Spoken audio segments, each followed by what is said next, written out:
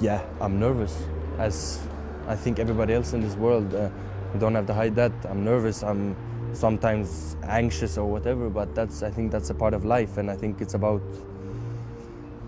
still being focused while you're nervous, you know? So wait a second.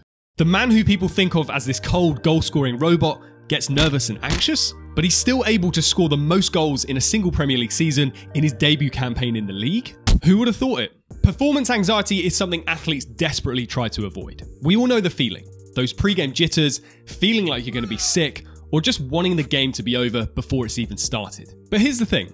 The more you try to avoid performance anxiety, the more it will consume you. Instead, you need to do 3 things that Erling Haaland does to confront his performance anxiety head on. His goal is to not avoid it, but rather beat it. So let's beat your performance anxiety for good. The clip at the start of the video came from an interview Erling Haaland did in October 2022. At this point, he was still new to the Premier League and had made a flying start to his Manchester City career. People were already rightly hyping him up, not just for his goal-scoring exploits, but at how composed and clinical he came across generally. People questioned whether he was even human. But in this interview, Haaland did reveal his human side and showed that even the very elite all feel the same things that athletes at all levels feel. Take this comment, for example. There's this thing that, you know, Pep Guardiola must win the Champions League and you're the final piece of the jigsaw. Does that bring a pressure to you in any way? I think the pressure will always be there, no matter what, on footballers. We have kind of exam every single weekend, and that's just how that's how my life will be for the next 10, 15 years, you know? In this small snippet, we see the first thing that all athletes must do if they're to beat their performance anxiety. And that is, don't try to stop your feelings and emotions. Haaland is the first to admit that there was a lot of pressure on him because he was seen as the final piece that City needed to finally win that elusive Champions League. And he likens playing football matches to sitting exams every week, something most of us would feel physically sick just thinking about. But he accepts these feelings. He knows that they're part and parcel of performing at the highest level week in, week out. You see, every feeling and emotion we have is just information. And what the very best athletes in the world do is pay very close attention to that information. They use it to their advantage to make better decisions with how they play or train, or they use it to channel their focus or increase their efforts. Feeling nervous before big moments is actually a good thing because it provides you with the information that what you're about to do is engage in something important, and that now is the time to focus, stay composed, and execute on the task at hand. But most athletes perceive their feelings of nervousness as a bad thing. They falsely believe that feeling uncomfortable in these moments is a signal that they're not ready and that they don't have what it takes to execute. And because of this, they'll do all they can to avoid these feelings in the first place. They'll distract themselves with other things. They'll fake injuries or illness, or they'll delay heading out onto the pitch as long as possible. But the biggest difference between athletes like that and Haaland is that he fully embraces and accepts these feelings and emotions. In November 2022, he scored a 95th minute winning penalty against Fulham and had this to say in his post-match interview. What was going through your head when you stepped up to take that penalty? Nervous. One of the most nervous moments in my life, and yeah, fantastic. Why so nervous in this occasion? Yeah, what do you think? Of course, because of the penalty in the last minute. Of course, I'm nervous. Like everybody else would be. Amazing feeling anyways.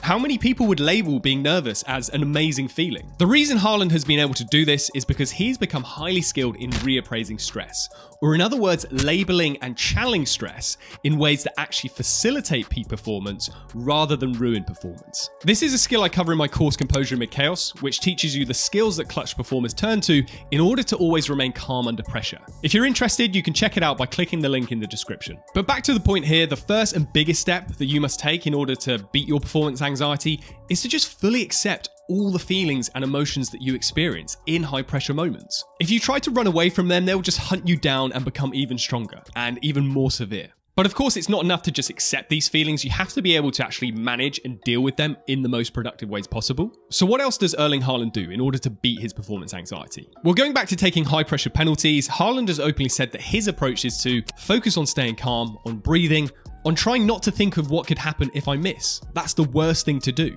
And it's in this quote that we see another simple but incredibly crucial approach to retaining composure in the biggest moments.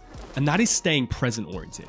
This is one of the most common traits among all clutch performers, those athletes who are never afraid to take a game-winning shot or will just seize the moment during times in which the odds seem stacked against them. Haaland is aware that if he lets himself think about potential negative consequences of missing, that is going to directly hinder his ability to execute. You see, most people's performance anxiety comes down to one simple thing: the fear of negative consequences. This can be the fear of your teammates blaming you, the fear of your coach shouting at you, or the fear of embarrassing yourself in front of a stadium full of fans. And with each of those things, you see that the fear itself is not about the task at hand. There is no fear about physically taking a penalty, or there is no fear about playing in the cup final. There is fear about what happens if you miss the penalty, or fear about what happens if you lose the cup final. Jumping to those future consequences in our minds is what either is the main source of performance anxiety, or it's something that just exacerbates those feelings. But Erling Haaland knows that this mental time travel is dangerous. He regularly practices meditation because he knows that one of the most important skills in football is to keep your mind focused on the present moment.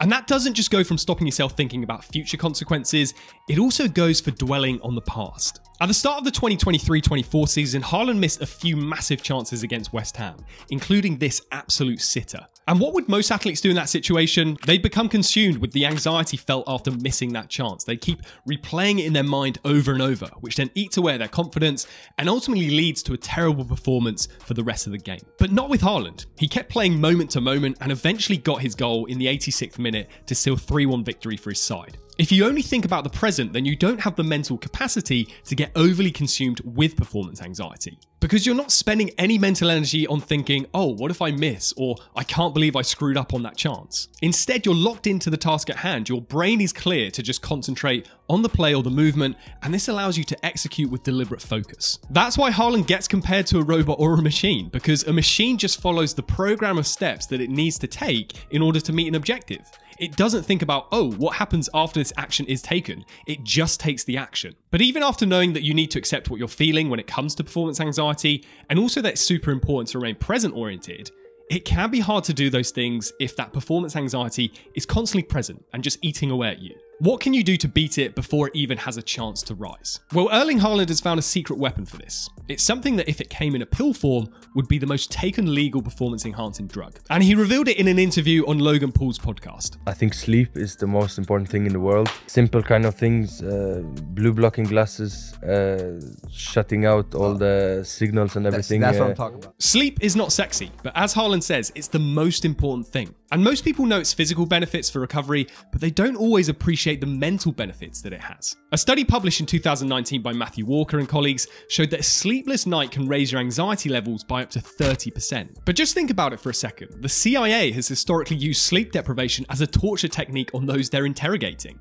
And when you deprive people of sleep, they emotionally fall apart. People previously emotionless and stoic will easily burst into tears. They panic, and they will then do anything they're told just so that they can get some rest. So if you consistently get 8 hours of sleep a night, then you're dramatically cutting the odds of you feeling nervous, anxious, and irritable. All those things that go into the mixing pot of performance anxiety. The difference you experience in mood when waking up from a good night's sleep compared to a bad night's sleep, it's just night and day. And Haaland is not afraid to experiment and tinker to ensure that his sleep is optimal through the likes of blue blocking glasses and taping his mouth shut at night. Other things you can do to enhance your sleep quality is to stop eating at least 3 hours before you go to bed, stop drinking fluids 2 hours before you go to bed, and stop using screens 1 hour before you go to bed. Haaland knows that sleep is the best thing you can do in order to ensure greater emotional stability. This means fewer mood swings and just better stress management on and off the field. Getting enough sleep is vital for improving decision making, focus, and concentration under pressure. When an athlete is well rested, they're less likely to make critical mistakes during competition,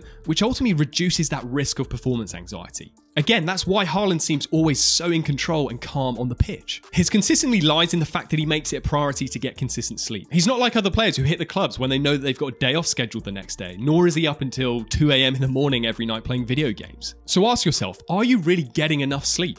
Often 8 hours isn't actually enough for athletes given the demands that their training and matches has of them. Many top pros sleep closer to 10 hours a night. And do you notice a difference in generally how agitated you are when you've had poor or little sleep compared to good or lengthy sleeps? Again, it's not a fun or glamorous performance enhancing technique, but it's necessary. And if you want to beat performance anxiety, you'll better your odds by just getting into bed. But if you've tried all 3 of these things and still suffer from performance anxiety, then you probably need to watch this next video here.